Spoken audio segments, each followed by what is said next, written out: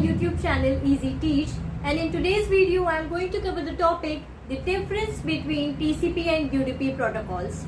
So let me not waste time and begin the topic difference between TCP and UDP. ये जो TCP और UDP हैं ये networking protocols हैं हमारे जो नेटवर्किंग लेयर्स पे काम करते हैं. The very first thing that comes up is TCP का फुल फॉर्म क्या है. TCP stands for Transmission Control Protocol and UDP stands for User Datagram Protocol. TCP और UDP में काफी मेजर डिफरेंसेस हैं. TCP में हमें गारंटीड डेटा ट्रांसफर मिलता है. जब हम डेटा ट्रांसफर करेंगे, किसी को मैसेज सेंड कर रहे हैं, रिपोर्ट भेज रहे हैं, any kind of data transmission, we get guaranteed data transfer. And UDP में हमें गारंटीड डेटा ट्रांसफर नहीं मिलता है. अब क्योंकि TCP गारंटी दे रहा है कि आपका डेटा ट्रांसफर होगा ही होगा, तो ऑब्वियसली बात है थोड़ा टाइम तो लेगा ना गारंटीड डिलीवरी के लिए, क्योंकि डिलीवरी रिपोर्ट भी लेकर आएगा. सो TCP का जो डेटा ट्रांसफर है जो वो रिलेटिवली स्लोअर होता है ट्रांसमिशन UDP से, और UDP में फास्टर ट्रांसमिशन ऑफ डेटा होता है. TCP रिलायबल है, यानी कि ट्रस्टवर्दी, इसकी ट्रस्टवर्दीनेस क्या है, ज्यादा है, हम इस पे रिलाई कर सकते हैं. वाई? क्योंकि हम डेटा ट्रांसफर कर रहे हैं, हमें पता है, we are confident about it that our data is going to be transferred to the intended person for sure, 100% guarantee. इसलिए TCP क्या है, रिलायबल है. और UDP में कोई गारंटी नहीं है, इसलिए हम क्या कहते हैं कि UDP क्या है, रिलायबल हमारा नहीं है. हम श्योर नहीं है कि डेटा जो हमने भेजा है वो ट्रांसमिट होगा, इंटेंडेड रिसीवर के पास पहुंचेगा या नहीं पहुंचेगा. ठीक है. TCP का एक बहुत अच्छा फीचर क्या है कि अगर डेटा ट्रांसफर करते टाइम बीच में कहीं पे पैकेट लॉस हो जाता है या डिलीवरी नहीं हो पाती है डेटा की, मीन्स डेटा रिमेन्स अनडिलीवर्ड, तो उस अनडिलीवर्ड डेटा के केस में क्या होगा, डेटा ये वापस से अपने आप से रीट्रांसमिट करेगा. हमें कहना भी नहीं पड़ेगा कि भाई हमें डिलीवरी रिपोर्ट नहीं मिली तो उस डेटा का क्या हुआ. TCP क्या करेगा, उस लॉस्ट पैकेट के लिए, उस लॉस्ट डेटा ट्रांसमिट के लिए क्या करेगा, डेटा को रीट्रांसमिशन करेगा डेटा का.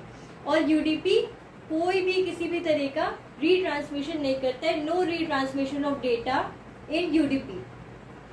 TCP it brings the delivery report which means acknowledgement from the receiver. जब डेटा जाएगा, सेंडर के पास से डेटा गया और रिसीवर के पास से पहुंचा, तो ये रिसीवर से पूछेगा आपको डेटा मिल गया. रिसीवर क्या करेगा, एक एक्नॉलेजमेंट भेजेगा.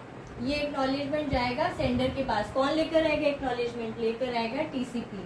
सो TCP brings an acknowledgement for the data received by the receiver.